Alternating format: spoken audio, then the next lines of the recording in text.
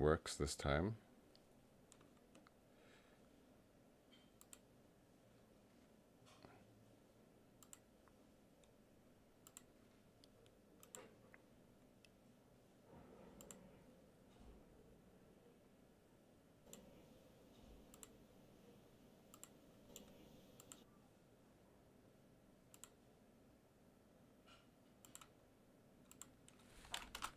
Oh yeah, you're back now.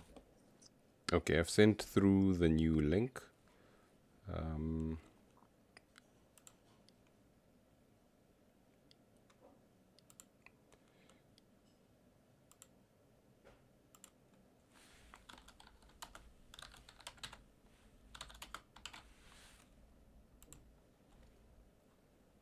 So it's fine now.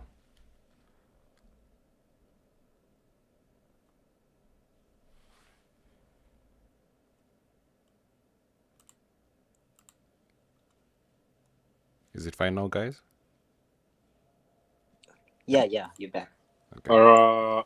I'm seeing your Twitter feed. Is it right? Yes. Okay. Yeah, now I can see graphs. Okay, cool. Okay. So yeah, this is TDoc. What I like about TDoc is this is when COVID happened, and they basically didn't even flinch, and it was just all positives. And I only got wind of it around when it was already peaked. And like I mentioned before, it has a very nice support line, which is probably why I added it to my watch list. And I actually added it somewhere up there. And it's down minus 9%. So I'm still reluctant um, to add anything that has to do with pharmaceuticals to my portfolio because I'm really heavily invested in Pfizer, which is one of my biggest. It's actually my biggest shareholding in terms of stocks. Pfizer, and then I've got Moderna, which have been doing very well. But I will keep an eye on this. Let's just have a look at Celsius as well while we're on TradingView.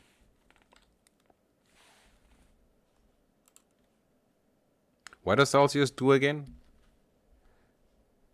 Oh, non-alcoholic beverages. Yeah, they and like they are more fire. Oh, There's more money in this one. And the right skin color. oh.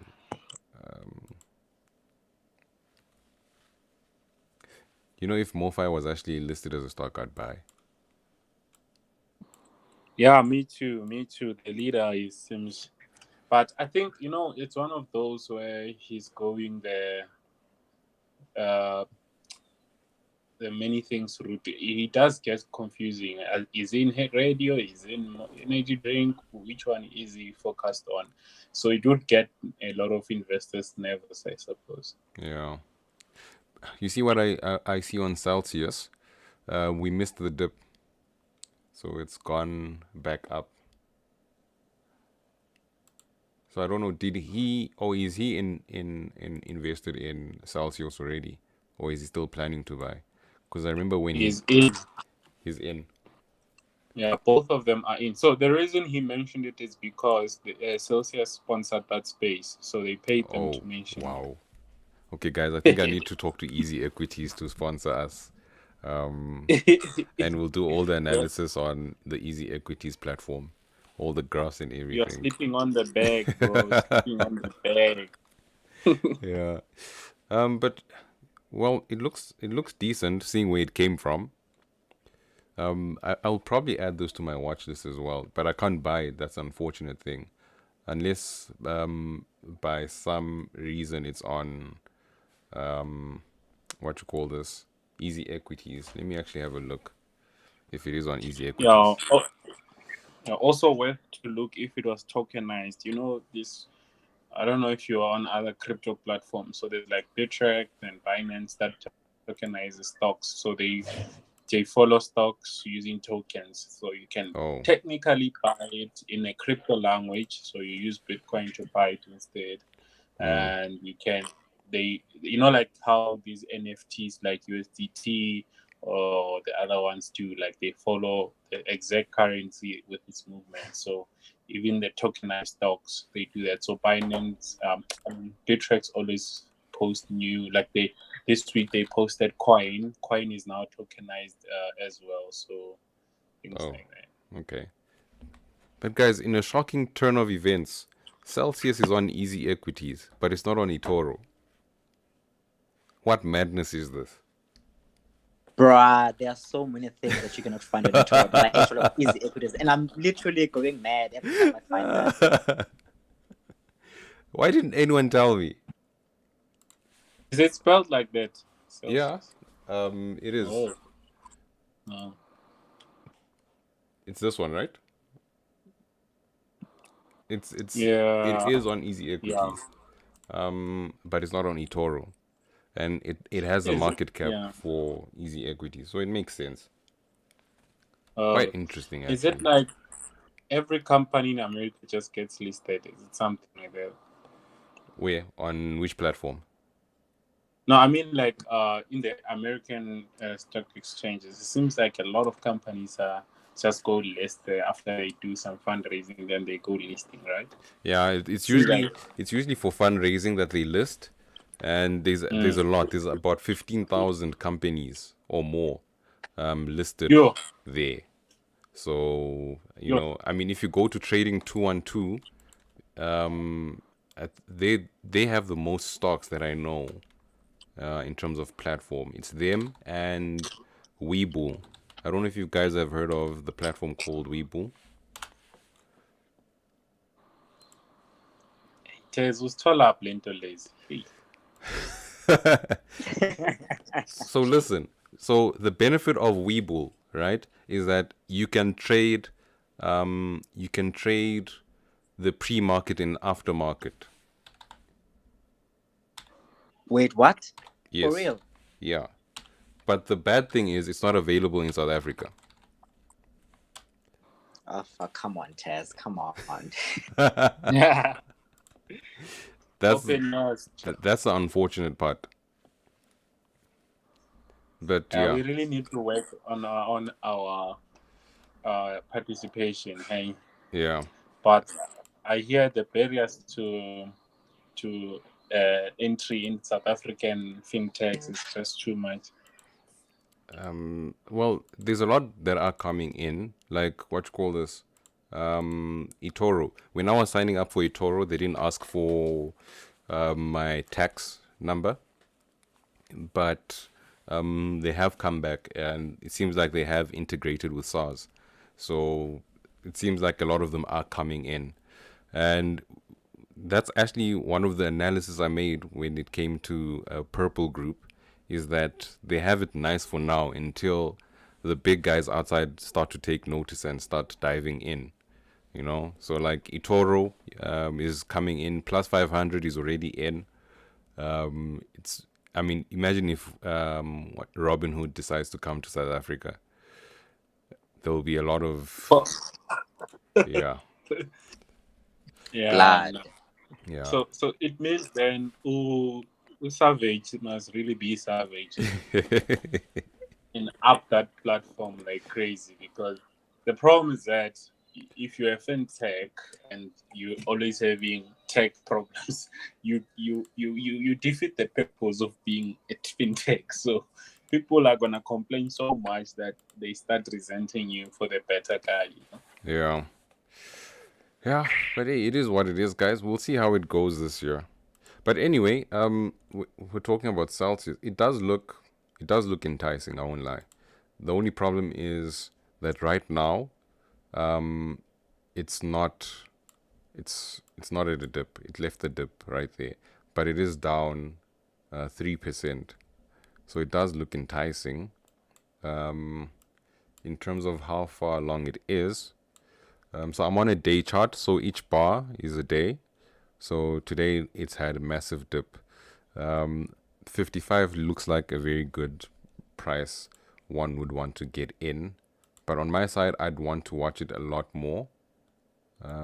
If it continues going down, I'm sure by the time it reaches 55, I still won't be ready to go in. especially because it had this massive dip. But hey, I mean, Biden printed some stimulus, so who knows what will happen. So I don't know. Are you guys going to be planning on buying this on Easy Equities anytime soon? Or are you adding it to the watch list? I'll actually add it to the watch list on my Easy Equities since it's not on eToro.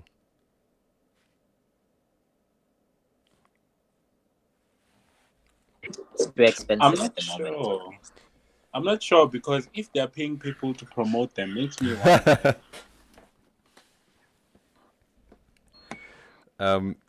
So are you gonna sell your PPE stock because they were giving out 10 rands today? Hey, yeah, those ones they are stingy. 10 rand got 400 people. they literally spent 1,000 rand. It was Yeah. from petty cash. Yeah, exactly. Okay, but I have added this to my watch list, but I won't be able to buy it unfortunately, because it's not here. And then there's another very interesting one that I have been eyeing that I want you guys to see, and it's this one, BioNTech. So this is from when? From 14 to 179, almost over 1,000% in returns. But the problem is, so this was the last month. Let me just calculate how much that is in terms of percentage. Oh, 79%. Around 79, 80% from the 24th of March until now. Has anyone seen BioNTech?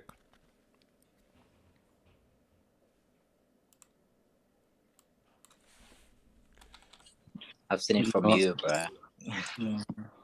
Is it a biotech company? Basically. So we'll just go into the research, and we'll see how Yeah, they because do. that dude, when he was asked about a biotech company, that dude, Uchona, he said the problem he doesn't really look at it or really go deep into biotech is because they are very linear in a manner that they depend on is it the FDA or something? Oh yes, On approvals and all approving, that. Yeah.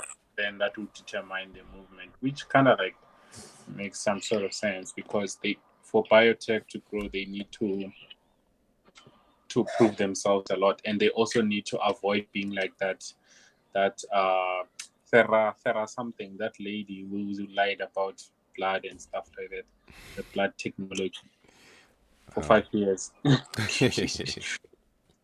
Yeah. Yeah, but I'm looking at it now, what the analysts say, and they basically have the same sentiment. As you can see, the share price is currently at 126. I mean, that's why you don't buy at the peak, because the only thing you can expect is for it to go down. But they're expecting it by this time next year, it should be around 104 at at worst, and maybe around 152 at best. And this is like on multiple analysts. For some reason, this is the only research we have on this particular stock. But yeah, I don't feel interested. But I did feel quite jealous when I saw the rally. You know that feeling when you want to buy into a stock and you're like, no, it's at a peak, and the peak keeps peaking, which is actually the opposite of the dip keeps dipping. But we'll just watch. It is on my watch list actually, and I see it go up every single day. I have another example which basically outlines what you just explained, Taz. I'll give you the stock ticker later on. Just name it for me now, so I just write it down. It's OCGN. I think it's Ocugen. OCGN. OCGN. Yes. Is that the... Okay, I found Oxygen. Okay, we'll look at that later. I see what's happening. Yeah.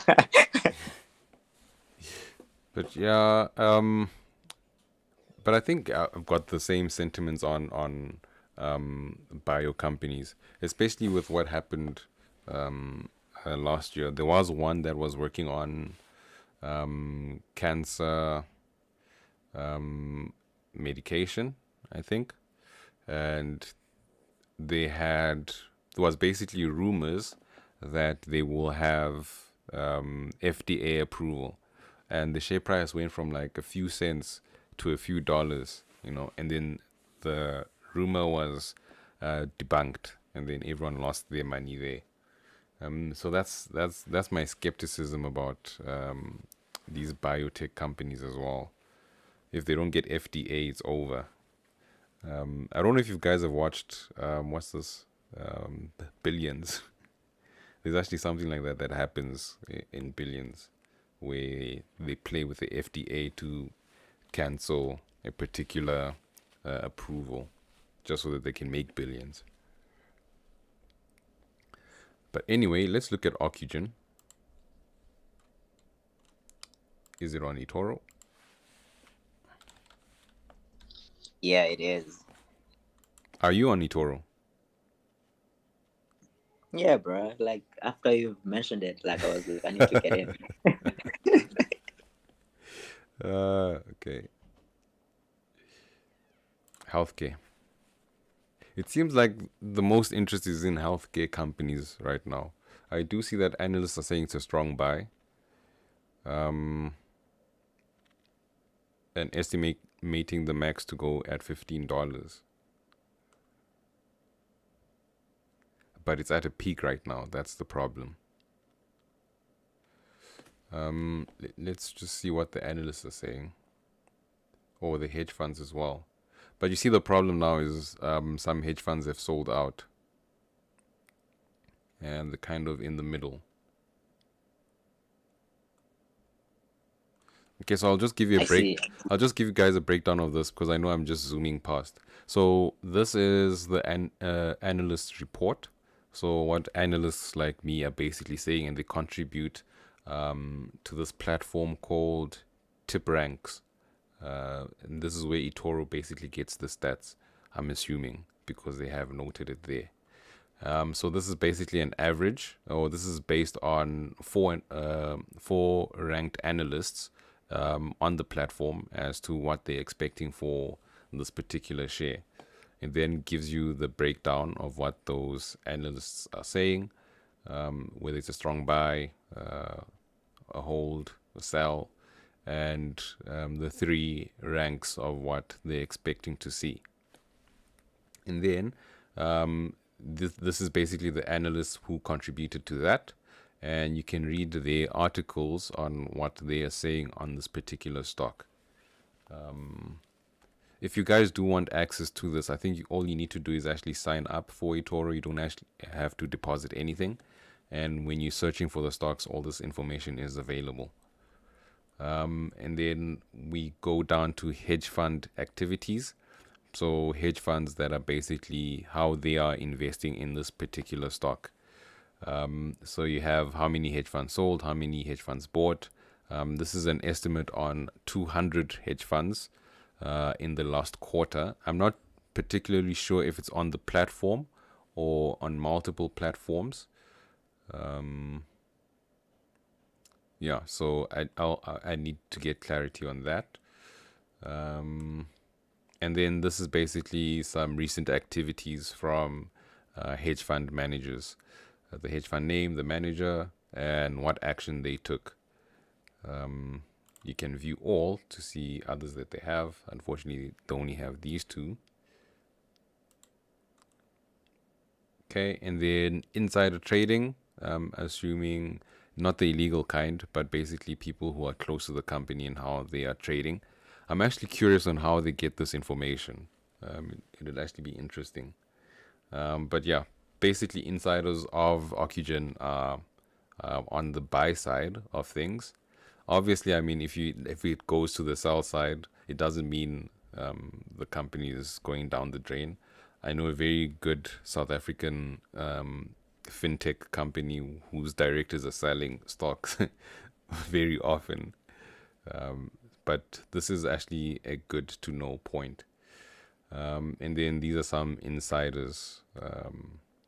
The directors. So that's the information they get. So their directors are actually buying. So yeah, Yeah, I think it's they're obligated. The director's actually obligated to report if yes, they plan to sell, because even EOH. Remember the whole EOH scandal was also because the director had shorted the stock, right? yeah. So yeah, so I think they are obligated to I to don't do that. like how they labeled it here when they said insider transactions. Why didn't they just say directors? How does the JC label it? Directors trading report or something like that. That would make more sense. If you say insider transactions, you're making us think of some illegal transactions are No, happening. maybe JC is just marinating it. The truth is, it is insider. It is insiders. Because here they kind of like, for them at eToro, I'm guessing it's more of shake things up kind of naming convention to say, for you to pay attention, you need to Yeah, see the actual name insider. There's two things you can do. You can either think it's illegal, or you can think, wait, this is some gem that I can use to actually get an advantage, kind of things. yeah. But anyway, so let's break it down and see whether this would actually be something good. So we'll start with the analyst and then we'll go to the charts after we've gone through this. Okay. So the problem with analysts, they just say how the stock is or what they're expecting. But it's very hard to tell if they are actually invested. If someone asks me to do an analysis on PPC and I give an analysis that, wow, things are looking good, it doesn't necessarily mean that I am invested.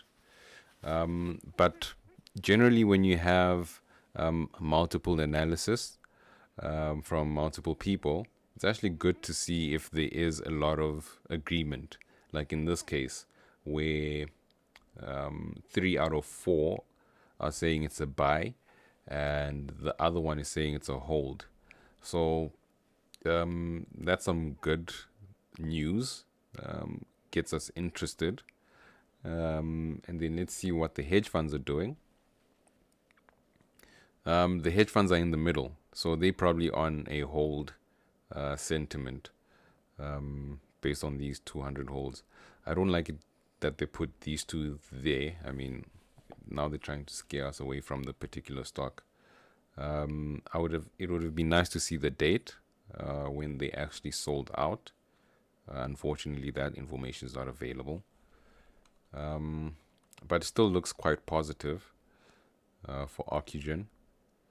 And then insider transactions, obviously directors will buy. I mean, if you're working for the company and it's just started, it's a no-brainer that you would buy at the beginning. So I don't know if we can trust this information. But there is an uninformative sell. So someone decided to sell at the top. Maybe he knows something. And it's actually two of them. And he sold for $4 million. Did it drive the share price down? Not really. It's still looking good today. Let's look at the actual chart. So the good news is it is going up. The bad news is it's not a good time to buy because it's currently at a peak. We'll probably know around the $14 mark whether it is something to consider, because we hit that twice, so we almost hit it at this point. But by the way it's fluctuating, I think it's going to go down. I think this is just earnings excitement. I personally would want to see after the earnings day, which is the 7th of May. And that is next week Friday. So we'll see how it performs until then, and we'll see how it performs after the 7th of May. But what is good about the stock is that it came alive. As you can see, it was basically blank, and now there's a lot of activity around the stock. So if it does dip drastically, for those who want to make a quick change, it could be a good opportunity to buy in. Obviously, the best buy-in position will be around here, 516, because it was a resistance and it became a support line. So if it does bounce or if it does fall drastically, this does look like a good buy-in position. If I was gonna go in though, I'd probably wait until July personally, because that's the next quarter. July, August actually. I don't know if it's listed here. No, so around August, I'd probably wait until then to see if I can add this to my portfolio, but I will add it to my watch list. I think it's worth keeping an eye on. Any inputs?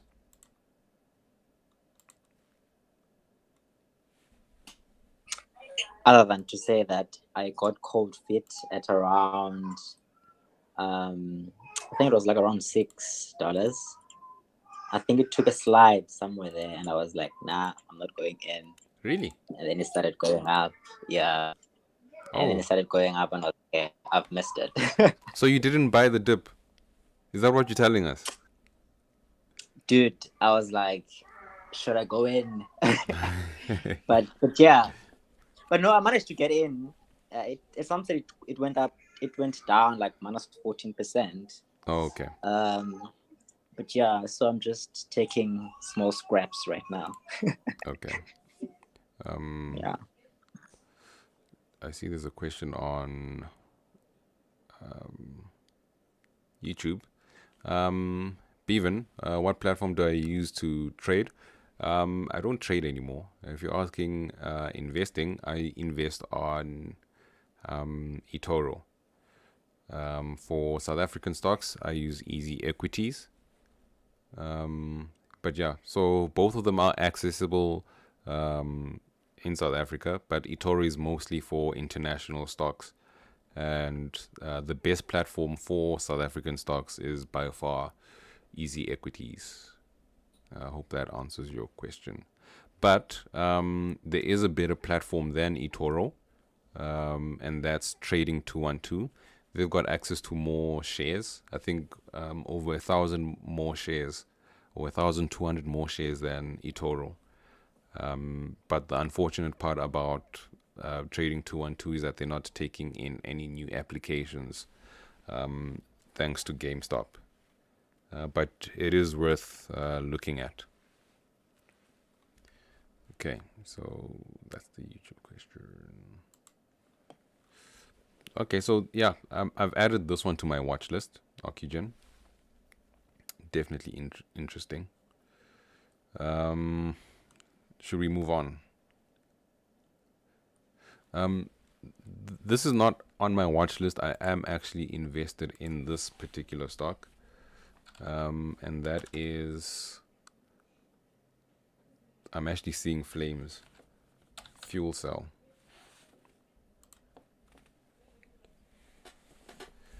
Down 4% today, and that's like almost a daily trend for the stock. I'm not even surprised anymore. I don't feel anything. It's painful to watch, but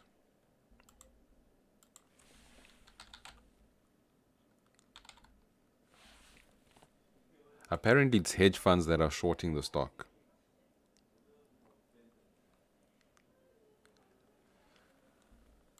But let's see what the research says. I don't know if you guys saw my exchange that I had with Charles yesterday. So that was the tweet.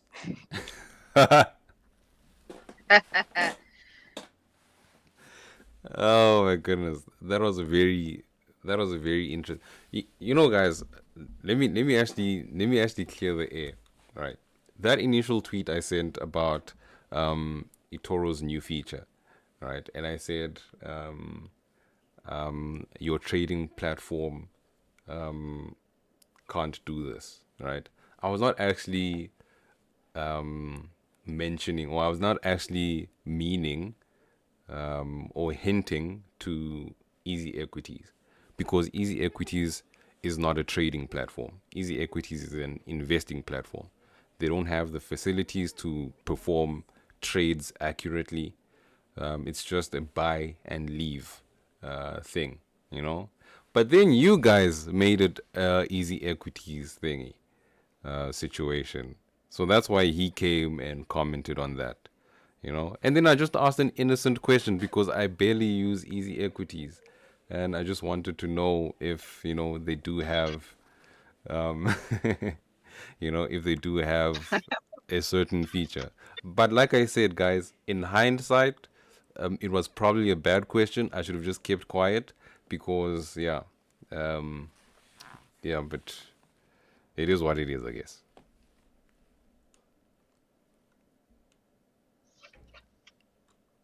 And that's why I said in the beginning of this recording that I can't actually approach Easy Equities for anything because I think I'm on the blacklist right now.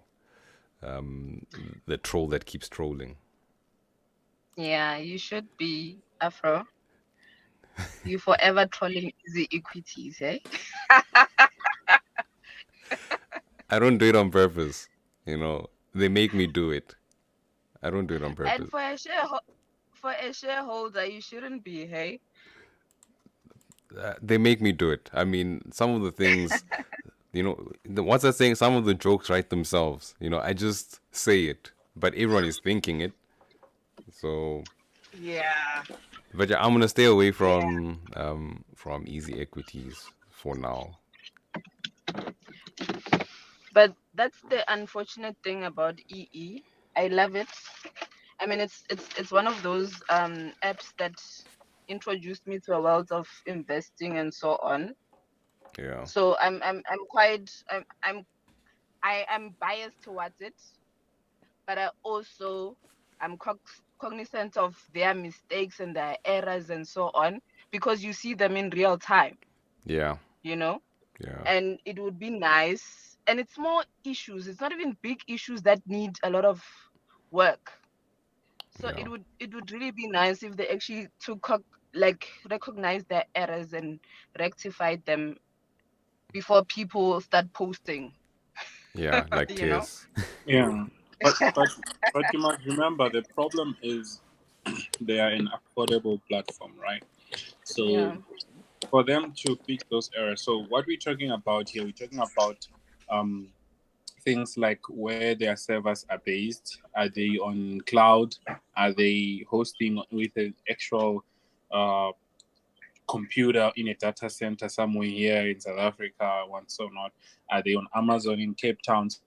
All of these questions, they always come down to money, because every time you guys log in there, it's more computer usage for them that they need to pay for. And if they cannot subset that with fees, then they have to find another way of raising funds. So for them to at least give us high availability, they need to do another fundraise and raise a lot of money just for infrastructure cost and hiring more devs to make it much more quicker and stuff like that. So it's really expensive for them to attend to those errors. So that's how I feel pain for them. Yeah, but I'll give But it to them though. Like they have drastically improved in a year, especially when it comes to adding stocks to their list. It is actually impressive at how fast they've jumped on that thingy, you know. But Yeah. I'm sure they'll get better. I'm sure they'll get better. They're not there yet, you know. But like, let's just pray that the likes of Robin Hood and them don't come in, you know. Well, yeah, unfortunately, even no matter how big they grow, the only way Easy Equities could secure the space is to monopolize the South African industry. Otherwise, because those guys, they come with big funding, they go and raise funds that side, and they come here with millions and millions, and then next thing you know, you are watching generations, and then Robinhood advert or somebody on Generation is advertising, hey, did you invest on Robinhood? You know, things like this, unfortunately. That will actually be funny. I won't lie. I'm sorry, G. You wanted to say something?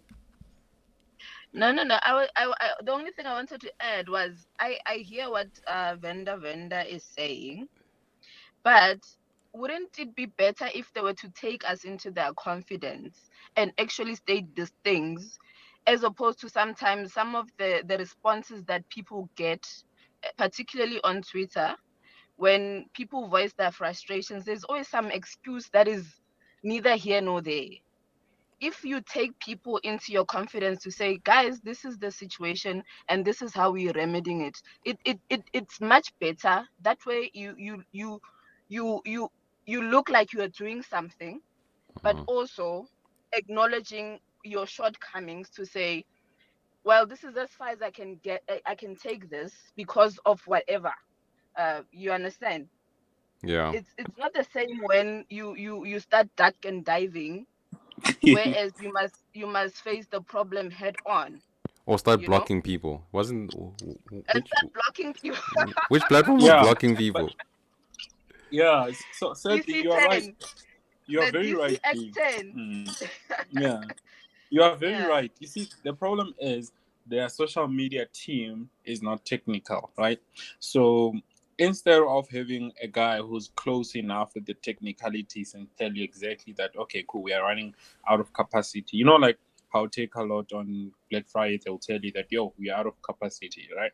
So they could be doing the same, but their social media team, they have a notepad open with copy and paste, and that's what they do the whole day. You see. Yeah. Let me just answer this question from Bevan. I hope I'm pronouncing your name right.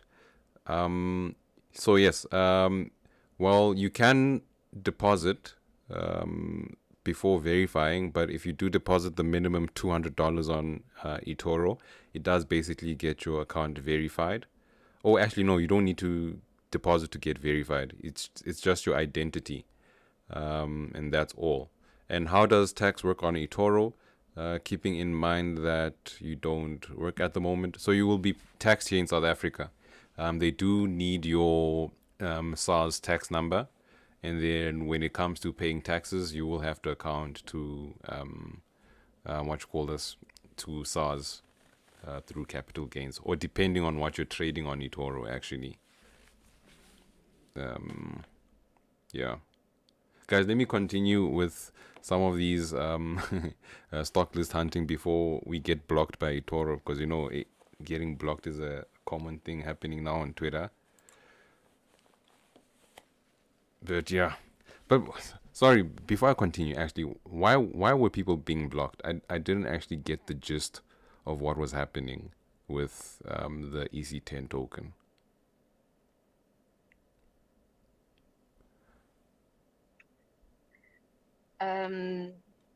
It's just that I'd have to recollect from memory, but there's a guy on Twitter that did a whole, like,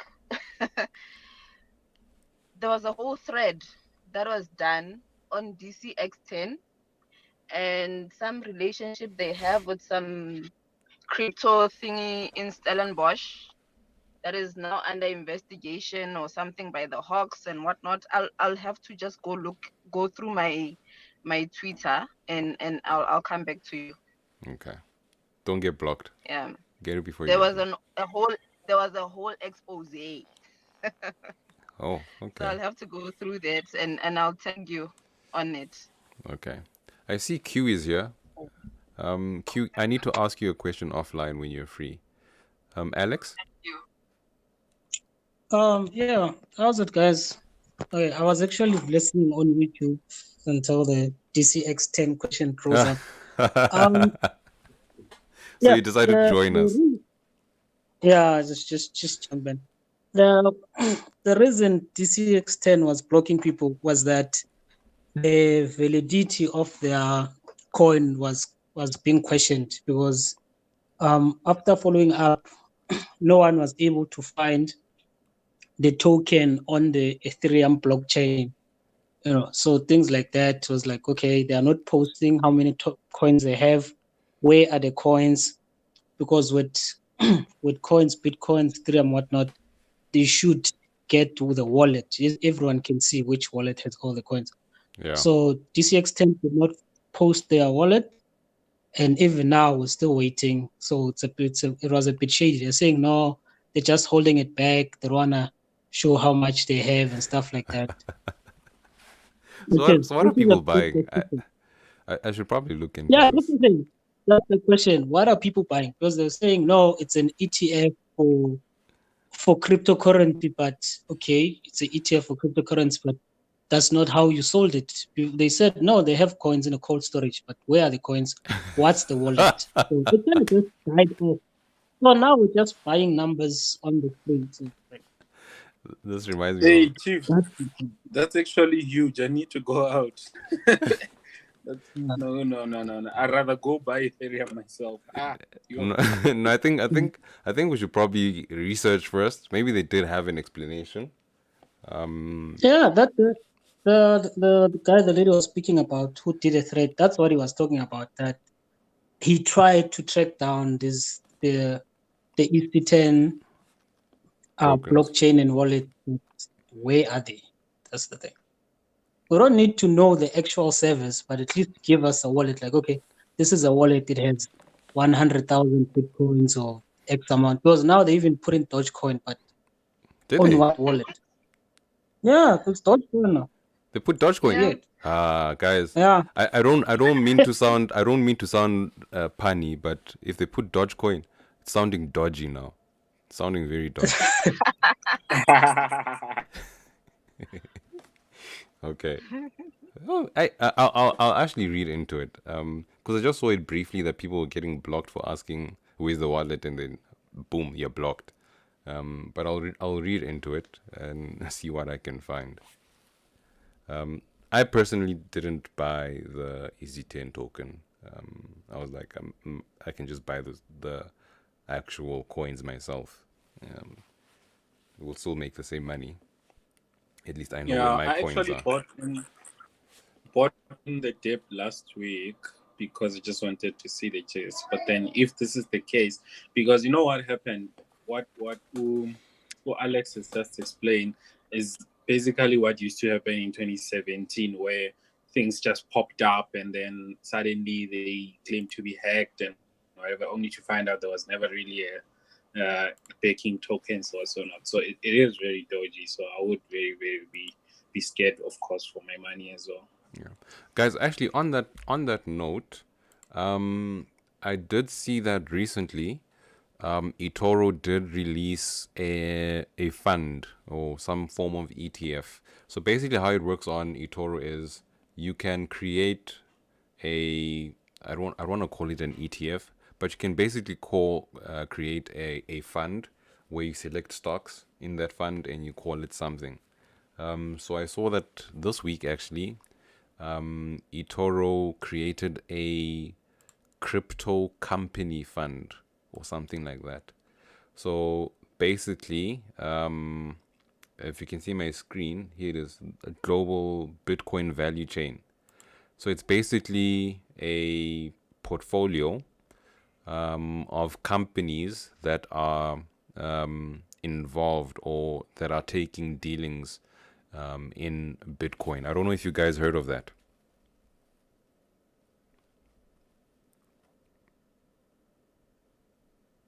Nope. Okay, so if you can see my screen, we'll just go through the portfolio. So here it is. So this is what was created by eToro themselves. It's their own fund. I checked that the minimum investment in this fund is $1,000. So you need to have at least $1,000 in order to invest in this portfolio. So we'll just have a look at which companies they added. And they added one crypto, I think it's Bitcoin, that they added as well, which is 25% of the portfolio. And then the other percentage of the portfolio is the companies that have exposure to Bitcoin, basically. So the negative part about this is the cost to get invested in as compared to EC10, where you can basically invest as little as 5 Rand or whatever. And, as compared to eToro's version, there is a very high minimum. In this case, for this particular portfolio, it's $1,000. I think for the others, a normal portfolio, if you're going to copy someone's personal portfolio, the minimum is $500. I haven't seen anything less than that. The good thing about it is you buy the actual asset in that portfolio, so you don't have to go out hunting to find where your money is. It goes directly into your portfolio and you can see it's there. So a bit of a positive and a negative. But obviously, if you do have Trading 212, I know they have a similar concept, but with them, the minimums are much lower than eToro's one. So we'll just have a look at what is in this portfolio. So right at the top, we have Bitcoin. I didn't know Bitcoin's actually had a dip. Let me just check Velar.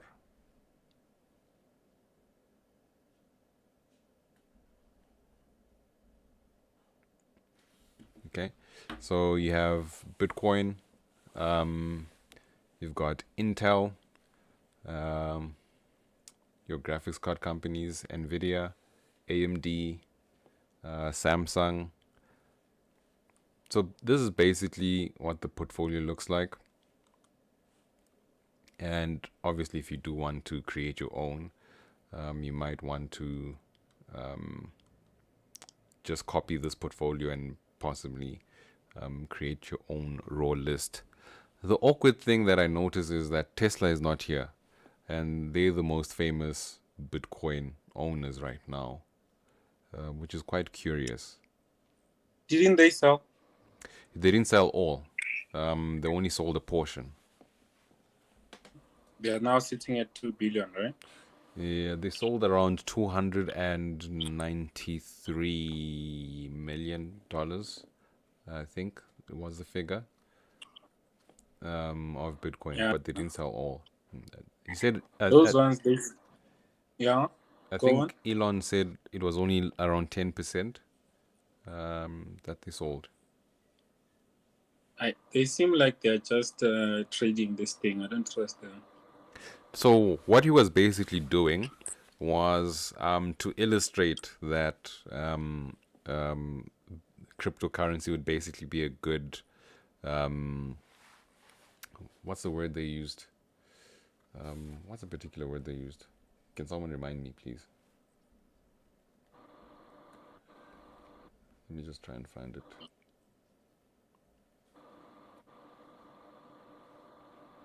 But basically a good alternative to cash. And he was illustrating the liquidity of Bitcoin, that's why he sold a portion and actually made a really good profit from it. I mean, their business model as well, they did say that they're going to start accepting, I don't know if they've started, but they will be accepting Bitcoin as a currency to purchase their cars. Yeah, they did say that you can buy Tesla with Bitcoin. Yeah. But you see, it only cements the idea that you actually need a lot of money to buy Bitcoin because, excuse me, that's exactly what they did. They pushed in a lot of cash and then they were able to get out with a lot of cash. But us with the smaller Nyana rands, already the fees have chowed all your money. So, yeah.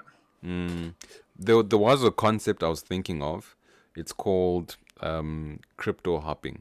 That would be the easiest way, but it's also very difficult. It's basically like playing the lotto, where you buy cheaper cryptocurrencies. So I'll use Dogecoin as an illustration. Where you could buy Dogecoin for less than 10 cents. And then you stack a lot of Dogecoin, and then it goes up to $1, And with those funds, you then move them to Bitcoin. That's basically the easiest way to climb up the ladder, is to get another emerging crypto to help you buy your way into the more major currencies. But like I said, that's like playing the lotto. You don't know what's gonna pump. You don't know what's going to be dumped. It's just best to diversify across all boards. But yeah, it is what it is. Well, you're right. So remember one thing about, okay, well, let's wrap it up on this crypto stuff. But anyway, the thing about crypto is that for you to make money, somebody else needs to lose their money. So it's pretty much, you have to be like in those spaces where those guys that actually intentionally pump these things up, it's just so that they can go out. That's the only place where you need to be. And to find those channels on Telegram or on Reddit and stuff, it's gonna be a mission. But also there's a moral question as well, how the integrity of you were deliberately robbing people, kind of things. Yeah. But we'll see. He will probably sell more, because at the back of my mind, I'm also thinking maybe he's just selling to make up the profits for the quarters, which is actually a very good trick if he does that. But obviously, people will catch him out if he's doing that. But yeah. But anyway, so this is the wallet, or the portfolio, the Bitcoin portfolio, that is on eToro. I'm actually happy to see that I am invested in some of them, like Square, which has already done 19%, which is madness. And Nvidia, in there. The rest I'm not. So guys, let's do something interesting. We're gonna go to some portfolio managers on eToro, and let's have a look at what they are invested in, and let me know what you guys think. Where are they? Let's see. I think it's on watch list.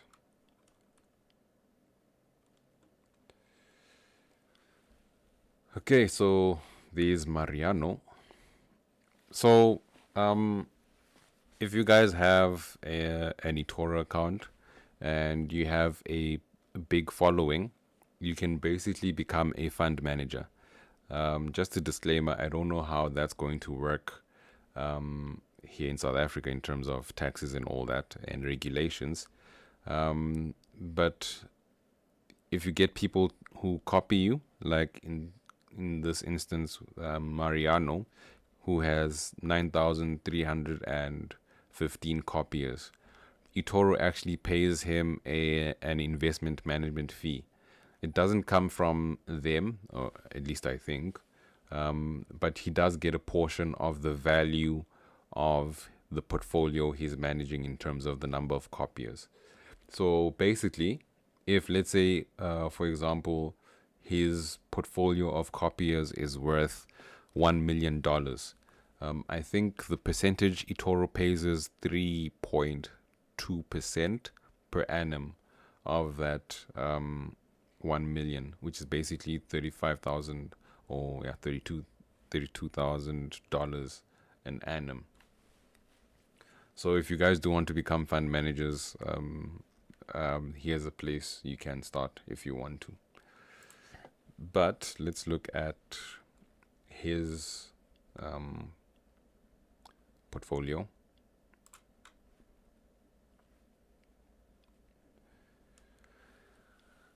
So he has a lot of blue chips. I want to see something that hasn't caught my eye, and that is JD.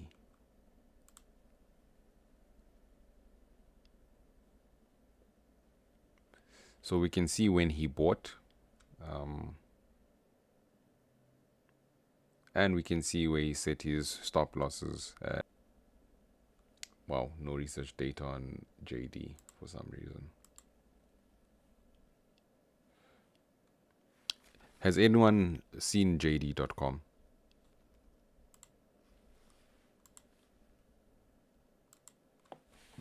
No. I wonder why he's interested in it.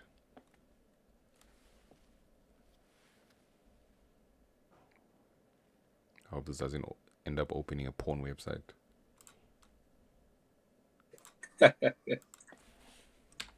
Well, it's Chinese.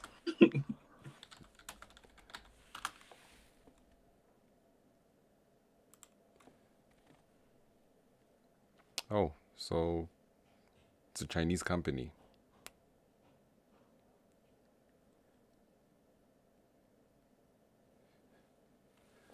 Chinese e-commerce is very tricky. If you're not part of the Tencent group, it's very tricky. I did get invested in two Chinese stocks. The first one is Xiaomi, and I got invested in Tencent as well. And so far, I've been seeing flames, but not bad flames. So I've kind of held off on that market for now. But yeah, Oh, nice. Nice, because I'm planning to bring in some Xiaomi phones into my store. So stay invested there. they do make very good phones. I won't lie. Because you remember what happened late last year? That's how I actually invested in Xiaomi. It's when Donald Trump decided to implement a ban on them right after they were named the third largest phone manufacturer, you know. And then I was like, okay, Biden is coming in. Let me buy the stock and hope that Biden reverses the banning, which would basically drive the share price up. I doubt. So you see what tells me most of Chinese companies are run or dictated by the Communist Party, right? So the All whole of them. squabble started with, yeah, all of them rather. Thank you. The whole squabble started with Huawei, right? I remember when I worked for Huawei, a lot of the tech that Huawei did was similar to the giant Cisco, right? But then how Huawei took over South Africa and America was they did the very same thing that Cisco was doing and changed the tweaks there and there, and they sold it for 10% of the price, right? We are talking about your switches and routers for your actual core network towers that you see beeping red and with microwave things there in your hood. So now the problem also came when now they realized in America that no, man, since Huawei is handling the transport layer and infrastructure, they are actually spying on us and they get to know a lot of secrets. And remember, Huawei was started by military men, so it's a military company as well, so it's dangerous. So hence Trump was like, you know what, screw all Chinese companies. They might be doing the same thing, all of them, especially if they are in networks or cell phones and stuff. They could be spying on the nation without you knowing it. So that's kind of thing. Maybe for them to be accepted again in America, it's going to be that question of is it safe war-wise or safe security-wise? Then if not, then Biden will be forced to not accept them back, you see. But don't you think the timing is odd? Mm. Well, why I say this is Trump was in power for 4 years, you know, and Yeah. you know how he feels about the rest of the world. So he could have basically had this stance from the beginning that no, you know what, let me cut these guys off. They're spying on us, right? So look at the timing here. Mm. Huawei what you call this, was announced as the second biggest manufacturer of phones, right? There was that, and then there was the 5G race, where they were basically winning. When it came to 5G patents, Huawei had around 70 or 60% of the patents, as compared to the US's 15%. Right, so there was that race, and there was them being what you call this, identified as the second biggest cell phone manufacturer. Right after that happened, the ban came in, where don't buy 5G. They were even lobbying for the UK to not buy 5G tech from Huawei, and the UK actually had some pushback towards that because they could see what was happening, that this is just a fugazi, you know. So cool. That's what happened with Huawei. We forgot about it. Then came in Xiaomi last year. They were mentioned as the third biggest cell phone manufacturer, beating Apple, right? As an American company. What happens? We get an immediate ban. Same story, that no, they're spying on us. And in both these two instances, there wasn't any proof provided, you know.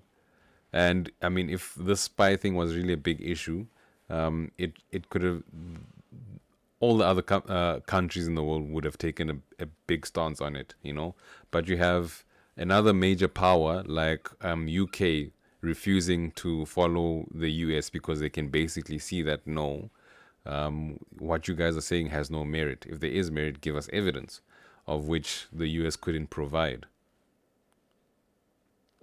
Yeah, true. You are very right. So, exactly as you're saying, but you need to remember as well that US is more of a crybaby, right? So you Exactly. challenge it, and then it's really around, as you're saying, it could be economical politics kind of things, and they're using their spying as a cover up kind of thing, right? So just for the matter that they don't want China to overrule them, because remember, China started this whole thing, this whole war, economical war with America when they devalued their currency some years ago, just to say we don't care about the USD. And remember the last nation to do that as well, which was Libya. You remember what happened to the president. So it's deeper than that, actually. So you are right in a sense. But however, we need to also know in America, it being a powerhouse and influence that much, and them having those politics between the Democrats and whoever's Republicans, will Biden have enough power to convince them to take on Xiaomi? And remember, this also means it might also compel Google to bring back Android onto Huawei as well and stuff like that, you know. So it's actually a huge debate. So it's a huge thing that they have to do it in order. Are they saying they are undoing what Trump really did? So that means Biden needs to now, his first term will be just undoing Control Z whatever Trump did. So it's a thing that it's a thing that you, as us as investors now, we're just standing there watching and speculating and not knowing whether Biden was just buying face with whatever his campaign was, or is it just gonna be another Trump but slimmer, you know? Yeah, but we'll see after COVID, because right now his focus is on basically getting people vaccinated. And, you know, once COVID is cleared up and we can now get back to boosting economies, that's when we're waiting to see, will Biden actually, you know, go back to China and try and rebuild the relations. And that's where my bet was, that, listen, let me invest in Xiaomi, let me invest in Tencent. If Biden decides to go back and, you know, try and recreate relations with China, then we're up in profits. Because I don't want to leave it to you know, last minute where there's rumors and then now you have to buy at peak. That's why I bought it at the dip. So it's better just having my foot in the door, so that when it does happen, or if it does happen, you know, it's all green from my side. But like you said, right now it's very quiet because there's focus elsewhere, in terms of saving people's lives with vaccines. And that's why you should buy Pfizer and buy Moderna and don't buy PPC. Chief, we are not even vaccinating in South Africa. I don't even know if we resumed yesterday, but Ramaphosa is failing just to vaccinate 60 million people. On that note, guys, when it comes to what you call this, medical companies, so I did invest in Moderna, which actually did very well for me. All right, I'll just show you the returns that Moderna has done. And I invested in Pfizer as well. So I invested in Moderna in the beginning of January. right? So at this dip, and we're up here now. And I invested in Pfizer as well. So my biggest holding in my portfolio is my what you call this, S&P 500 ETF, and my second biggest holding is what you call this, Pfizer. I bought Pfizer towards Feb when I realized that I had too much Moderna and I wanted to diversify, and then I bought Pfizer, and then the dip happened, and now it's on recovery. And I've been buying a lot of Pfizer. I think I made 4 buys in this dip. So my profits are looking very good, and it's actually catching up to my eToro, not eToro, sorry, my S&P 500. Although I bought more S&P 500 and less Pfizer, so it's doing very well. But then there was one that I caught wind of in the news. It's called Novavax, and they are doing ridiculous returns. I mean, look at that. So this was when everything was dipping. This is what Novavax was doing. I think they got some really good deal when it came to vaccines. But overall, it might be something you guys would want to add to your watch list for the Easy Equity users. Let me see if it is on your platform.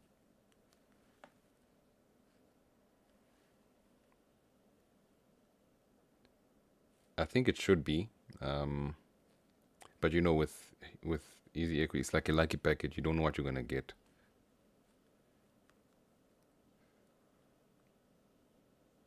And it is there.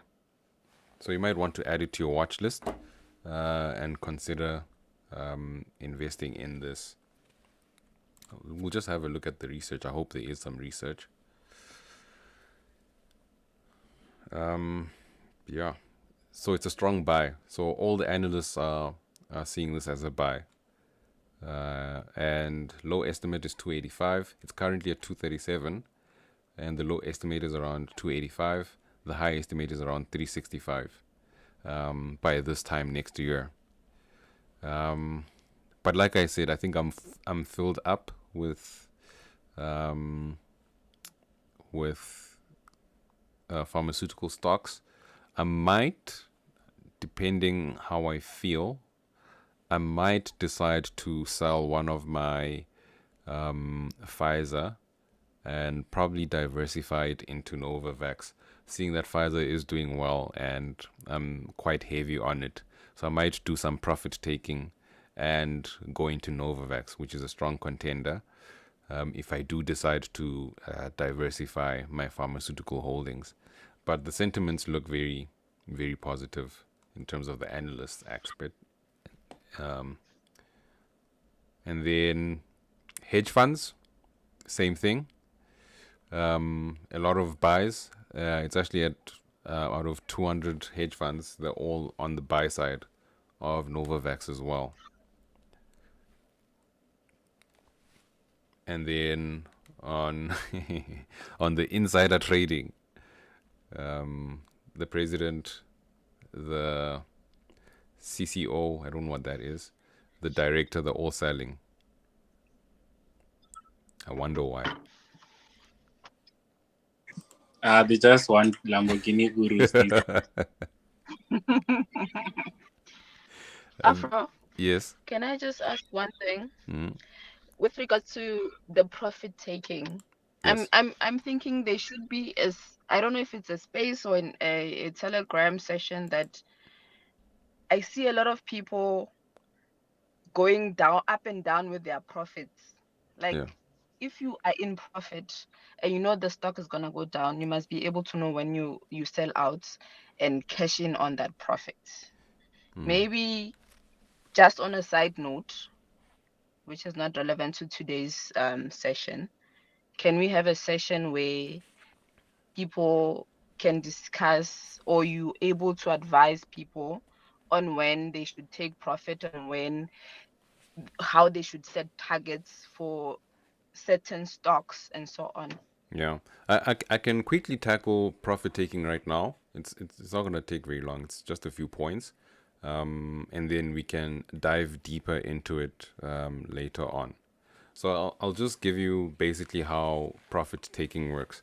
So before you buy the stock, you should actually have a plan set out for your portfolio, right?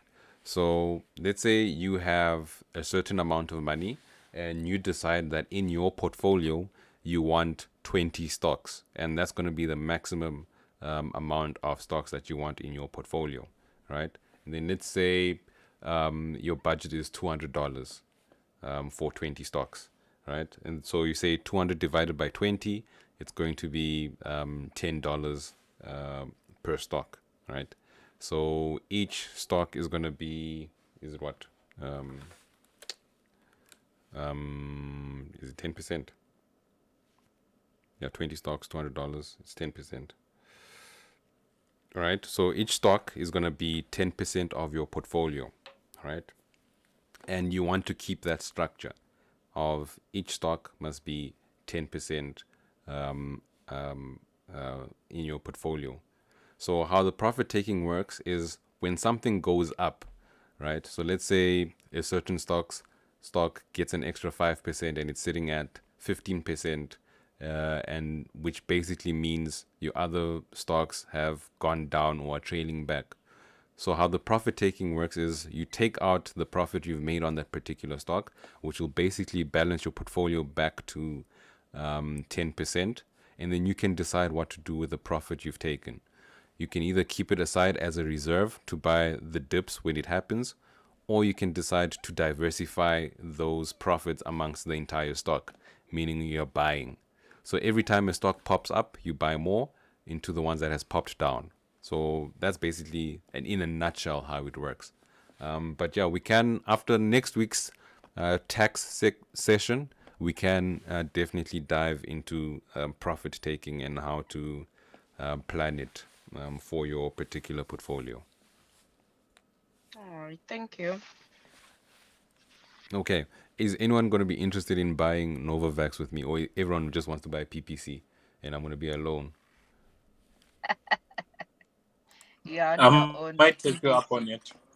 Yeah, I'll just check how my lotto tickets did today, then I'll see. Yeah, let me just see how. So I'll just let you guys know how my Pfizer is doing. I hope I'll be able to log in on my phone. So before that big dip in March, I was doing a lot of profit taking. So I would sell my stocks and then rebuy again. So with eToro, it doesn't average out your purchases. So every time you make a buy, it separates it from your others. So when it comes to profit taking, you actually have to close the whole specific trade you made and then reopen a new one. But the benefit is that with eToro, it's free, so it doesn't cost you anything as compared to, other platforms. So let me just let you guys know. So on my Pfizer, I made, let's see, there's 4 purchases I made. The highest is at 10% up, which was in March. Let's just have a look at the Pfizer graph so you guys can have reference. I'll just use the eToro graph.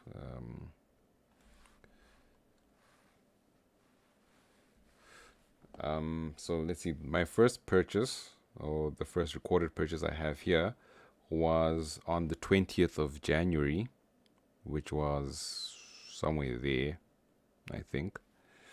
And then the next one was on the 10th of March, which was somewhere there. And then the next one was the 18th, which is probably somewhere there. And then my last one was on the 30th of March, which was somewhere there. And we're currently sitting up here. So on my portfolio, if you are trading on or if you are investing on eToro, you would know that it separates. So I can decide to basically sell one of them at a profit, and then with those funds, I will then probably diversify into Novavax as an open trade. But yeah, it is a very strong consideration, Novavax, especially considering what the analysts and hedge funds are saying about it. It does seem like a very good opportunity. Besides the insiders, obviously, that are taking their profits because they never knew that the share price would be this high. So I'll just add this to my watch list. Okay, it's already there. Okay, is there any particular stock you guys would like me to look at?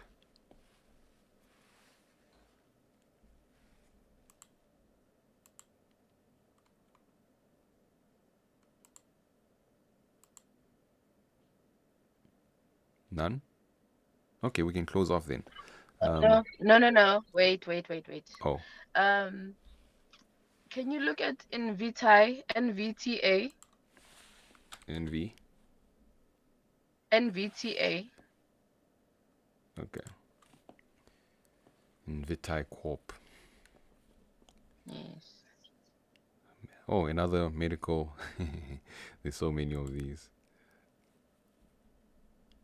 Do you know what they do?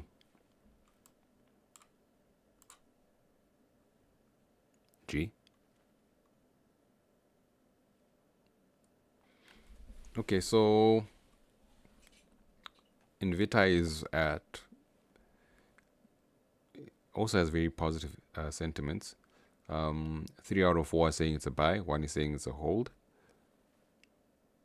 Currently sitting at $34, and the average target is $50.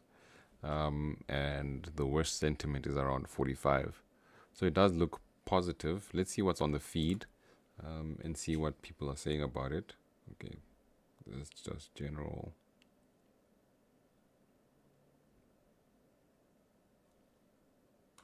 Okay, so on the annual side, it looks positive. On the hedge fund side, it's also positive with a lot of buy-ins.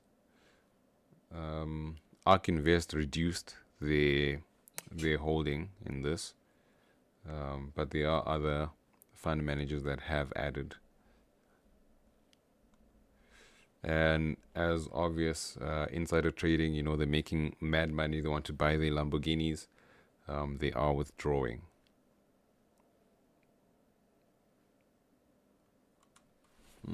Let's have a look on TradingView. I'll just do a quick analysis for you.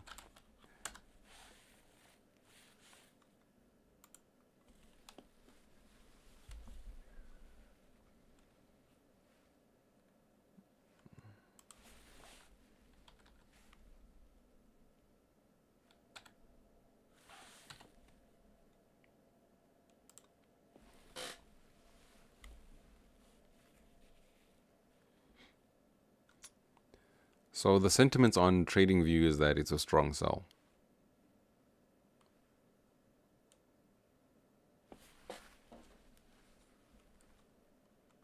Let me just see their financials. Okay, let's see when they are posting their results. Tonight? No, the 3rd. It says 5 days to earnings call. I'm looking at the Yahoo Finance. Yeah, so it's around the 3rd. Yeah. Yeah, 3rd of May. Yeah. Well, But I like the stock. Are you invested in it? I am. On Easy I Equities? am on eToro. Oh, okay. I Why? think it's part of my genetics play. No, I wanted to get my toes. Okay, G, I'll tell you something serious here, right? What you're doing is not right. I'm an investor in PPE, and you moving to eToro, you're killing my profits. You know that Asseblief toch. that $4.6 Excuse is me. needed. That $4.6 is needed. We need our Excuse me, dividends. who got me to go to eToro in the first place? Huh? Who's the eToro influencer here? I wasn't planning on people following me. I was a lone soldier. No, but you Okay. know what? I think you can have the best of both worlds. Now I've decided. Well, I've balanced it this way. Whatever is not on EE, I get it on eToro, and that's how I start. Right? Oh, okay. And when it dips on eToro, I then go buy it at EE. And you know, EE is like my long-term investment. Okay. Yeah. And eToro is like my play child, you know? It's Oh, like my okay. toy. Okay. As long as we're making money That's how from it. Yeah, 100%. Yeah. Sabawell, $4.6. Sabawell. But yeah, in the short term, it is looking still positive, but it does seem like it's on the edge. So, we'll see on earnings call. Yeah, it looks like it's just on the edge.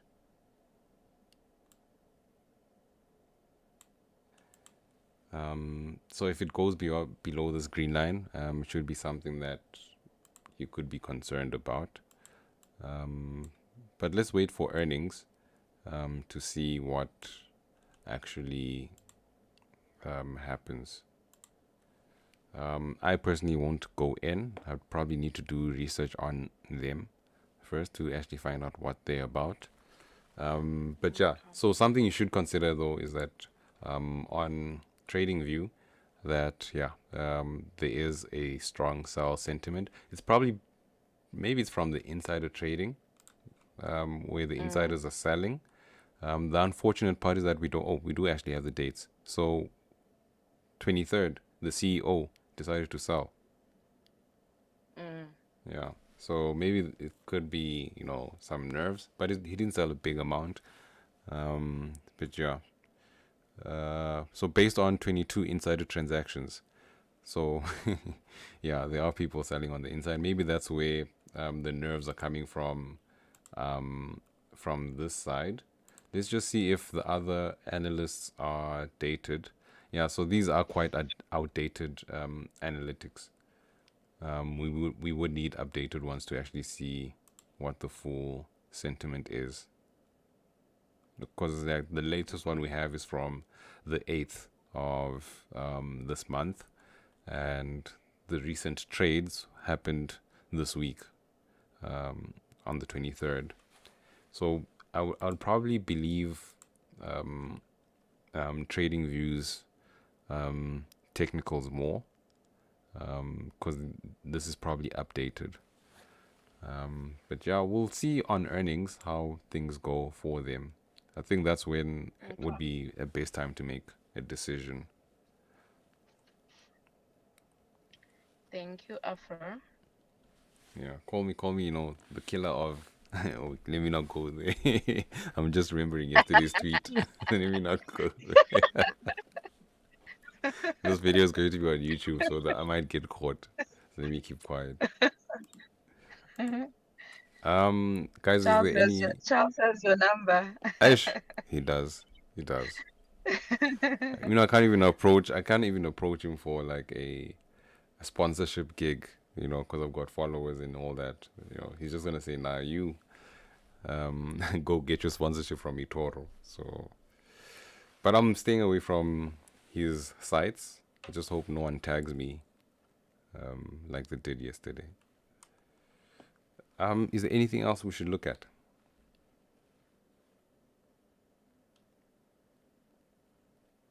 Okay, there's one interesting one.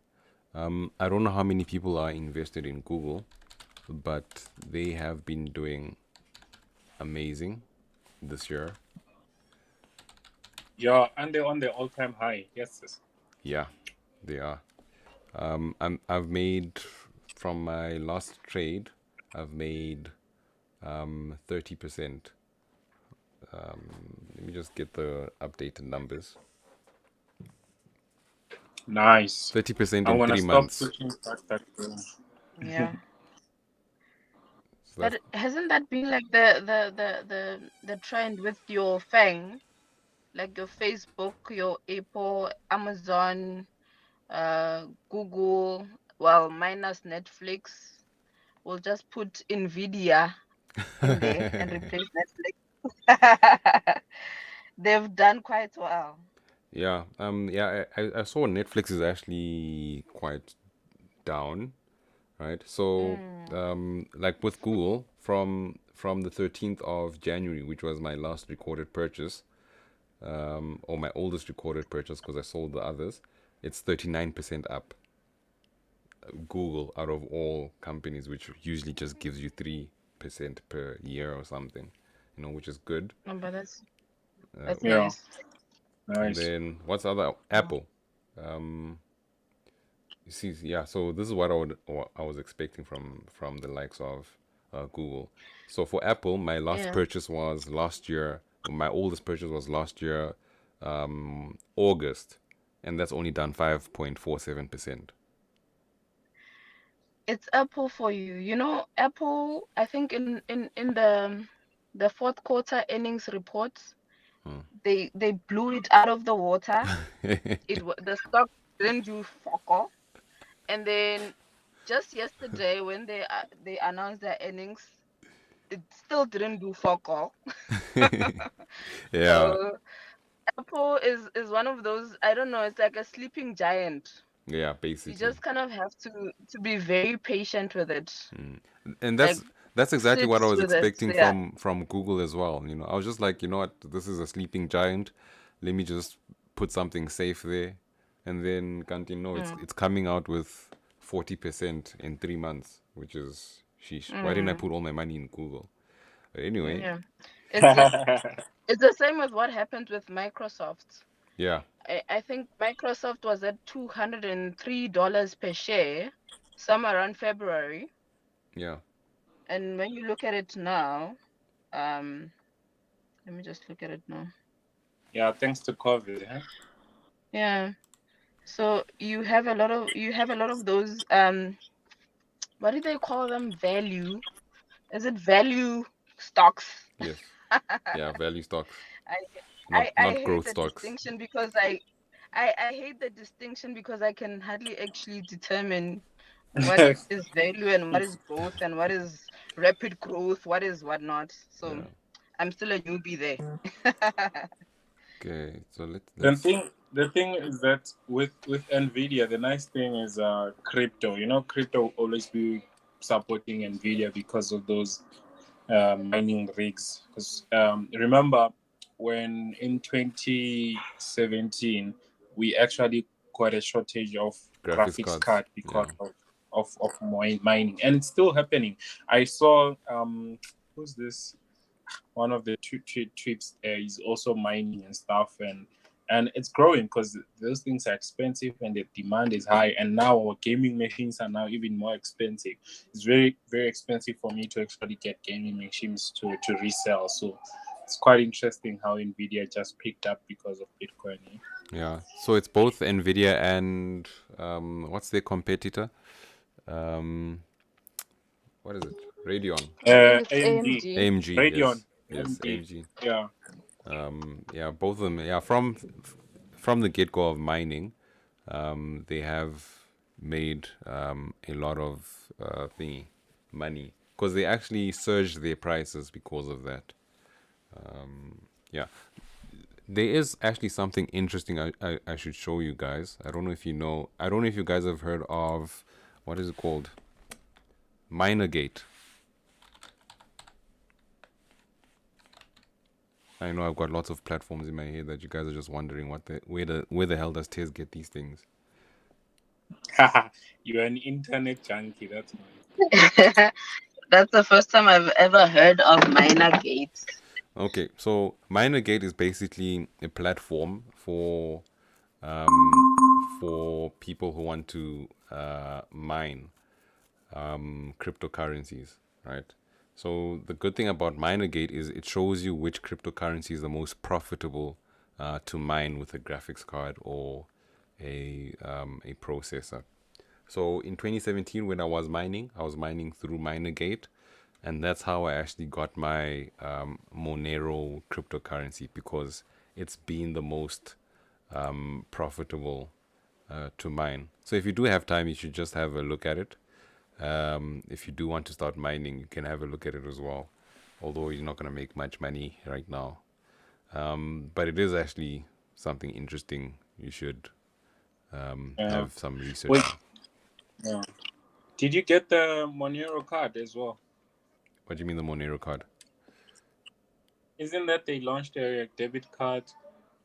No. Is it them or is it? Oh, it's no. I remember Monero. They were doing something to be like, they wanted to create a whole like ecosystem of just Monero financing and stuff like that. Yeah. But okay, maybe I'm mixing them with the other guys, Crypto.com. Yeah, so I'll just show you guys what it actually looks like. So this is the mining profitability calculator, and basically, according to the mining rig or graphics card you have, it will actually show you how much money you can make in a given time.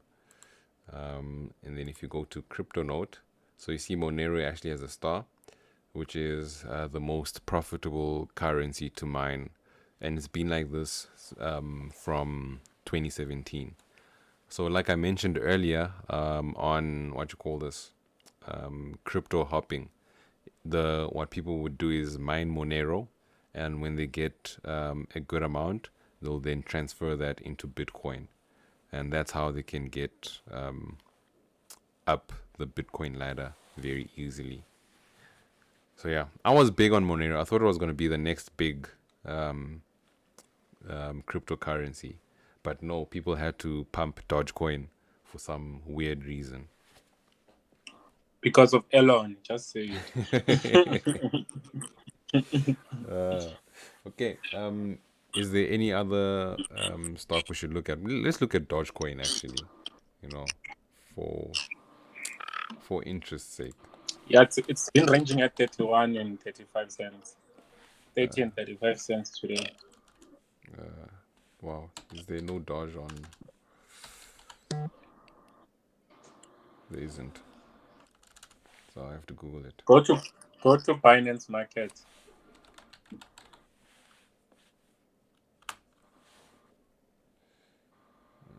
Okay. Yeah, there's markets there. Yeah, well, Okay. it So should be top 10. Should be top 10. Is it not? look at this, 320%. Sheesh. Wait, isn't that Prom? You're looking at Prom. Yep. I'm amazed at the growth. Okay, so let me search here. I don't know. Those are pump and dumps. Oh, Let's see. let me go to favorites. Those things you need to be in their group chat. So like right now, there's this other one they're pumping. It's called what? So it's crazy. Okay, so here's Dogecoin. Yeah, there you go. What should I choose? Yeah, do advanced trade. Okay, no, doesn't matter. Sure.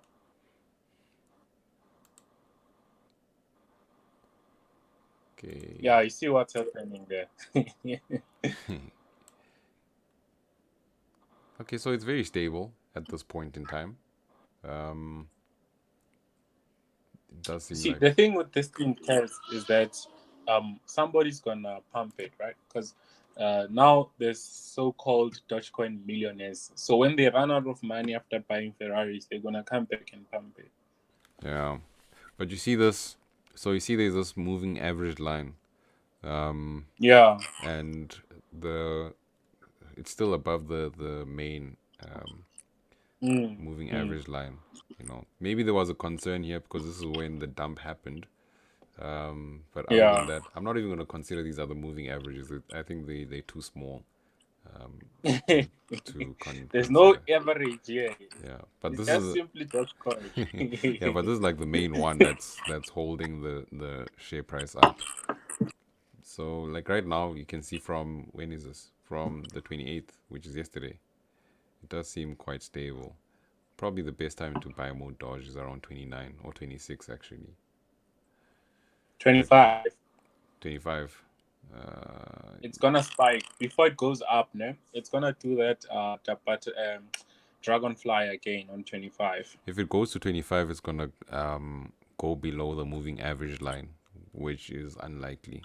Yeah, you are right. But however, remember with Dodge, it's not really technical. Most of the purchases, it's hyped, right?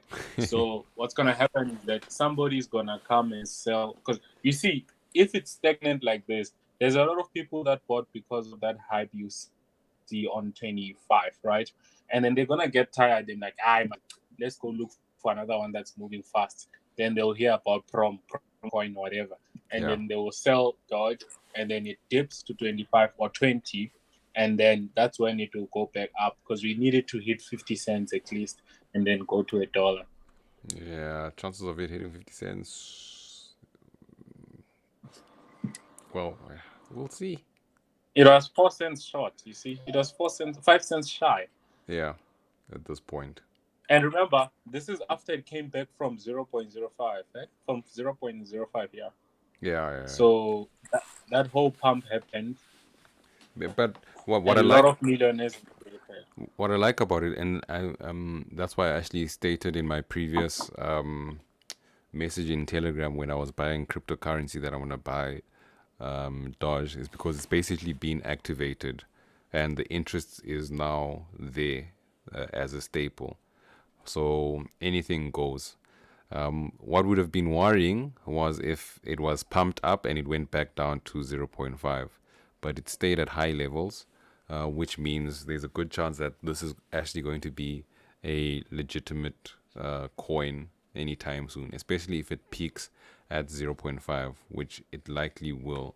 We just need Elon to say he's accepting Dogecoin for Teslas, and we're gone. But yeah, it seems like it's very legitimate for now. I am in case you guys don't know, but I've already forgotten that money. I've already considered it lost. If it does reach $1 or something, I'll be really surprised. And then let me look at my favorite cryptocurrency as well, or everyone's favorite.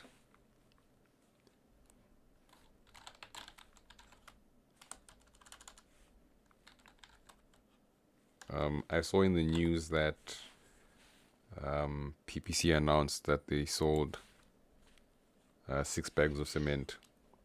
So it should be What? really Afro, yes. Afro, what did PPC do to you? I want to understand.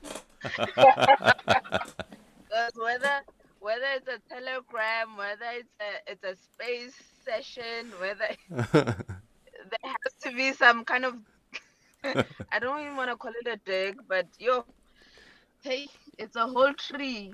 Okay, so let me That is give whole you guys tree. let me give you guys the backstory, since you guys don't know. Before you guys were on the PPC hype, right? I was there first.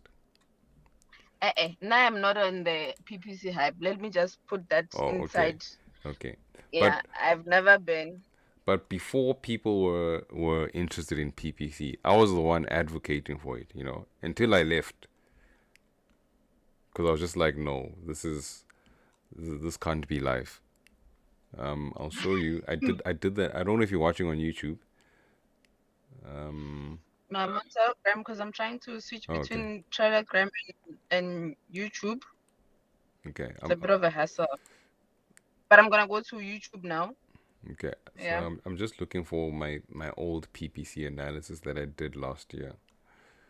And I was like, guys, this is gonna pop, and no one listened to me. I was actually told good luck, until I left, because I was just like, you know what, I can't gamble like this.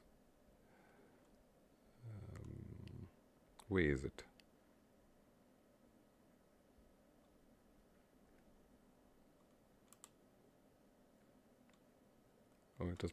Oh, it was that one that I left.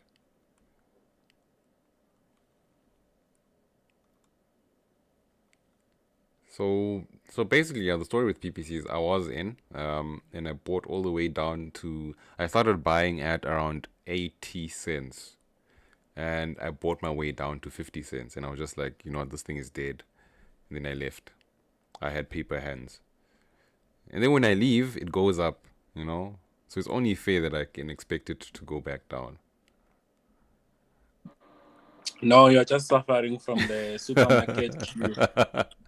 You know, in supermarkets, when you are now this queue is slow, and then you go to the next one, it becomes faster. I think it was this one. This was in December.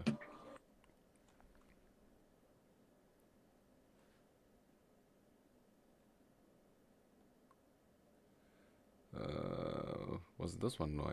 Okay, I probably did the analysis on Twitter, and I didn't post it on here. But yes, like I was buying it down from 80 cents all the way down to 50, and then I was just like, you know what, nah, I'm out. But it does look like it's doing very well. As you can see, so these are my lines from. Oh, there it is. There's my arrow. So this was when I was investing in PPC. I still have my arrow right there, you know, and I drew this line, and then it went down, and then I pulled out, and then it went up. Afro, Yes. can I just ask one question? You're laughing, so See? this is going to be a funny question. There was a guy, I remember when after the March setback, March 2020 setback, Yeah. there was a guy that was always going in on Sasol.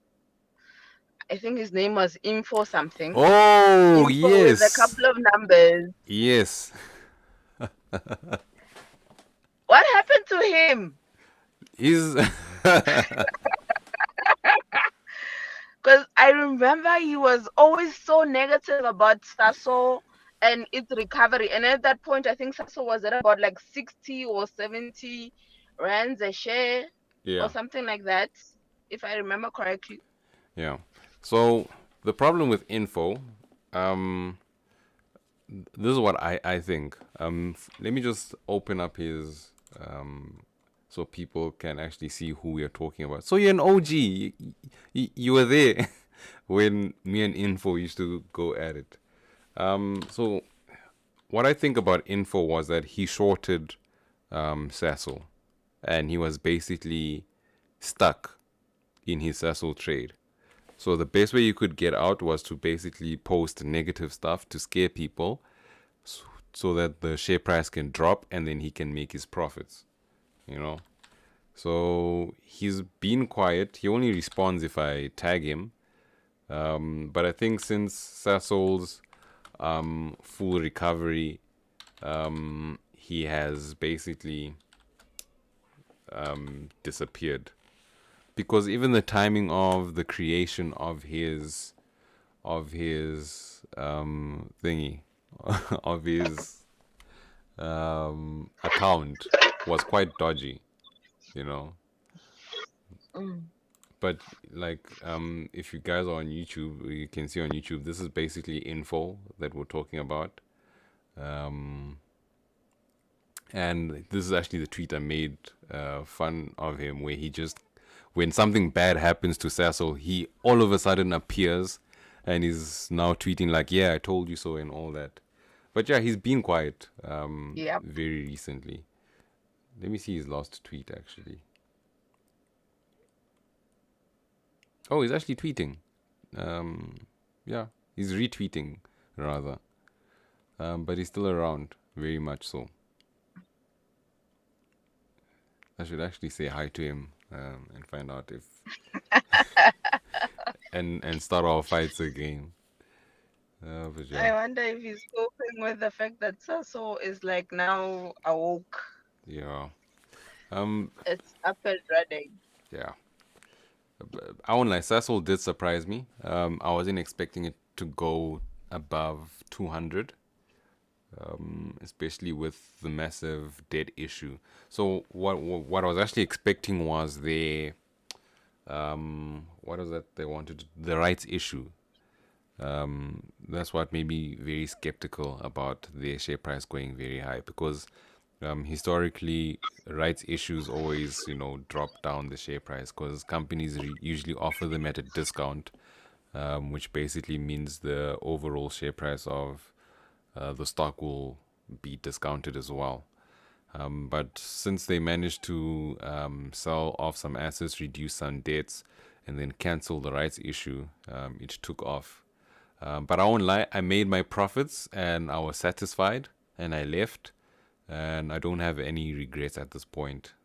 I mean, for someone who got in at 30 Rand and sold at around 150, 170, I can't complain. Yeah, but there's another side to that coin. Mm-hmm. The opposite end of that coin is somebody that bought Sasol. Right. I'm speaking from experience. It's somebody that bought Sasol prior to COVID-19, right? Yeah. That's like your January, February 2020, right? Yeah. And Sasol is like at 180, and then it goes to 230, and you've recently discovered Sasol. Let me just put it plainly. Yeah. Right? And you're still reading up on it. You like the story despite the debt issue, the issues with Lake Charles and whatnot, right? Yeah. And then Sasol 1 week goes down to, after COVID hits, it goes down to 140, right? Yeah. 140 rands per share. And you're like, no, but this is Sasol. Wow. And you're like, this is Sasol. I'm doubling down. I'm buying the dip. Some more money. You are throwing some money into the dip, right? And Sasol then goes to 70 rands. It's Monday morning. It's Monday. I forgot the date, but it's a Monday in March. Yeah. You hoy and you're like, Sasol is at 70 rands. You're like, let me buy the dip, right? Because you've already, at this point, you're like, if I die, I die. Right? And it's COVID, you're not traveling, you don't have expenses. So your salary is basically doing nothing. Yeah. Other than paying the minimal expenses. And then Sasol decides it's going to go to 20 rands a share. Did you sleep that night? No, I slept like a baby. I don't know why, but I did sleep like a baby, because I think COVID for me just made me realize the only thing that was actually important was being alive. Yeah. I didn't really care about material things, whether I had this or that or whatever. Yeah. I was like, money is money. Burn it on Sasol. Literally. Right? Yeah. So Sasol goes to 20 rands. At this point, when it goes to under 20, I don't have any more money for dips. So now I'm just watching it. I'm just watching this thing go up in flames. And eventually, I think it was like 3 months later, Sasol starts climbing up. And that's when it got to a point where it was like 1 rand, 140 or 100 and something. Yeah. I had bought the dip to a point where it got to that average cost. I'm like, this is where I'm selling and I'm getting out. I've had enough. And remember at this point, I'm like a novice. I don't know anything about this. Yeah. This dips that keep dipping, Sheesh. Yeah. So that was a lesson learned. It bent me once. It will not, so it's okay. Yeah. So. But I appreciate the fact that now it's doing well, because I think that's the Sasol I've always loved. Yeah. You know what the painful thing? You know what the painful thing about Sasol was, right? Was that on some days it would do really good, like it will have on its way to recovery. You know, it would do like 20%. There was that one day it did 50% in a day. You know, Yep. and then there was some other random days it would do really good, and then the U.S. market opens, and then that Sasol does the opposite. You know, and then it would bring our Sasol down as well, and you just see all your profits basically vanishing. You know, but what happened with Sasol? It wasn't really okay, maybe it was, but one of the biggest issues was that the oil price also tanked, you know, and they didn't hedge off the oil price like other companies did, and that's why they were hit hard. And then together you add their debt issues, and Lake Charles is not working, you know, and it was just nightmare on nightmare, especially in 2020. And then there's tornadoes. Hey, I know there was some witchcraft happening with there was some witchcraft happening with Sasol last Wasn't it? year. I think there was a point where they were like hedging at like they hedged at $45 Yeah, whatever. I don't know the technicalities, but it was so low. I'm like, ah, yeah, you think hamba nabo. yeah. Yeah, when I saw the tornadoes hitting Sasol Lake Charles, I was like, yeah, no, there's some witchcraft happening here. But luckily I had pulled out at that point, so I was really good. And at least at least they survived. And I know they're trying to get rid of Lake Charles. But here's an interesting story of how I actually bought Sasol at 20 Rand per share. So I remember in varsity, one of the modules we were doing was on financial statements reporting, you know, and they gave us an example of Sasol's, they actually gave us Sasol's financial statements. And I remember this was around 2016, 2015. This was around 2015. And around that time, Sasol's share price was at 500. It was at the peak. And I remember like every day you'd watch the news and they show the stocks. I'd just look at Sasol and be like, yo, if I can own Sasol shares one day, I'd be so happy. Because for me, 500 Rand was quite expensive. And then last year, I saw it was at 20 Rand. And I was like, hell no, I am going in. I don't care what their books look like. This is a bargain. And my friend, the one I hosted the show with last time, he was telling me that don't do it, you know. And I bought into Sasol, and I bought into Ascendis as well. And Ascendis was also not.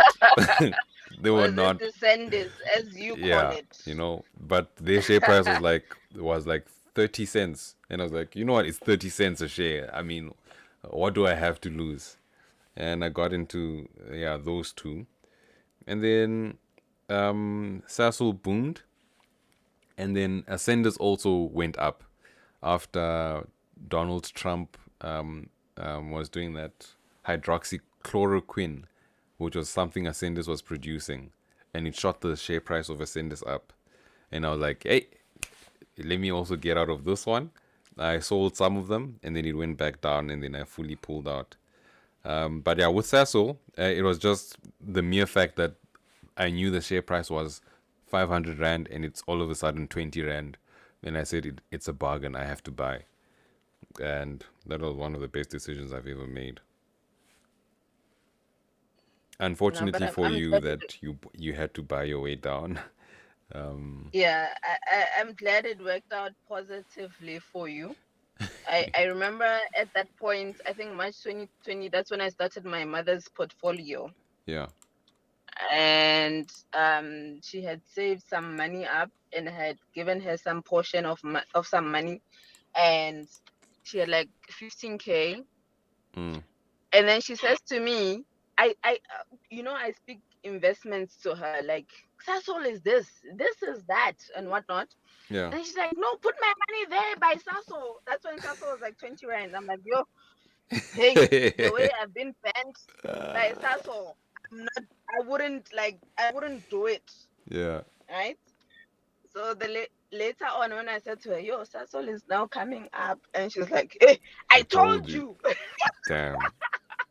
I told you. You see, that's why I always say Yes, don't like, give financial advice. If someone says put it there, just put it. Just say, listen, it's your decision. You will see what you see. But yeah, yeah. But you know what? It was for me. It was a good lesson learned. I needed to be burnt. yeah.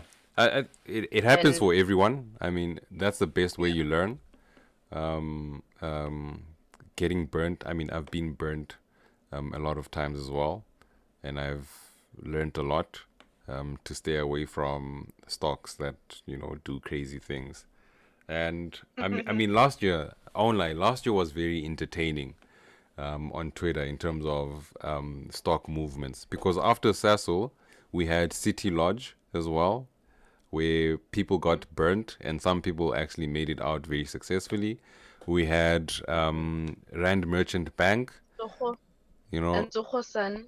and Togo-san, yes, as well. Mhm. Everyone was anticipating the president's announcement, and they started buying Togo-san hotels. When you start deciding what you're investing in based on whether the president today is gonna go from level 3 to level 2, or Yeah. from level 4 to level 2, yeah, it was very exciting, nerve-wracking, but exciting nonetheless. Yeah, and then But there was I also have a few regrets. British American Tobacco. I have a few regrets in terms of the things that I consume, and that would be in terms of what is that that Savannah what's this company that produces Savannah? InBev. Distel. Oh, Distel. Okay. Isn't it? It's Distel. It's Distel. There was a point where I bought their shares, and I'm like, you know what? When this thing opens and the president opens the everything, Distel is going to fly. And then I sold way too early. I'm like, Oh, yeah. Mm. sheesh. So, Yeah, but but you know what? we'll probably only get those results this year. Mm. Especially for like these alcoholic companies. Because like what they said in the other podcast or on the spaces on Twitter is that the next year's results in comparison to COVID's years will look so good. So there's a very good chance that some of these stocks will fly. So it was all really about timing. So probably like now is the best time to buy in. But like most companies, I know they reported a loss, especially the one that does Heineken, which is Heineken actually. They had a very bad financial year. But like for now would be the best time to jump in for the next financial year. And I think even Distel, I mean, what Savannah is doing right now to the people, it's bad, but we have to make some money from it, and It's dangerous. yeah. Yeah. But anyway, thanks so much for that chat, G. I hope you can be my co-host next time as well. Okay, guys, let me cut it. Let me go drink my Savannah on that note. So yeah, next week, I'm hoping Wednesday, I will confirm, we will have our tax session. You are still more welcome to send me a message if you have any questions. I am piling them up, and then we'll just go through them, and hopefully we can have a very informative session on the next time we're on. But yeah, if you have any requests, special requests, you can send me a DM on Twitter or on the Investogram group, and I will attend to it as fast as I can. And thanks, guys. Enjoy the rest of your evening. Yeah, let's hope Arsenal wins. Arsenal is playing. let me go watch my team lose. If Arsenal wins, Spotify is gonna go up. Trust me. All right. Thanks for the session, Afra. No problem. Sharp.